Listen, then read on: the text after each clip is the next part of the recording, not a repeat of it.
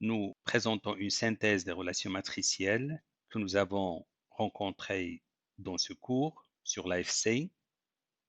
Nous avons tout d'abord une normalisation de US, donc US égale à DJ 1 demi US bar, ce qui veut dire aussi que US bar est égal à DJ moins 1 demi fois US. US bar est vecteur propre de S bar associé à la valeur propre lambda S. Ici, S est compris entre 1 et R, R étant le rang de S bar. Donc ici, on donne l'expression de S bar. On introduit X bar qui est égal à DI moins 1 demi P moins CM LM transposé DJ moins 1 demi. On peut facilement vérifier que S bar égale à X bar transposé X bar, mais en même temps qu'elle est égale à U bar d lambda U bar transposé, où U bar est la matrice obtenue par U1 bar, U2 bar, UR bar comme vecteur colonne, et d lambda est la matrice diagonale dont la diagonale est composée des valeurs propres lambda 1 jusqu'à lambda R. Fs est tout simplement DI-1 P-CM LM transposé DJ-1 US. Il est constitué des composantes principales projetées sur l'axe porté par le vecteur unitaire US. F bar S égale à DI 1 demi Fs.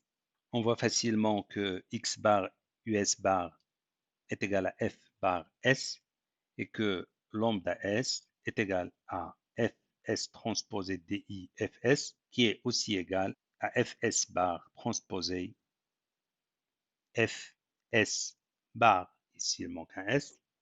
On a aussi F égale à X bar fois U bar, où F bar est constitué de F bar 1, F bar 2, F bar R comme vecteur colonne.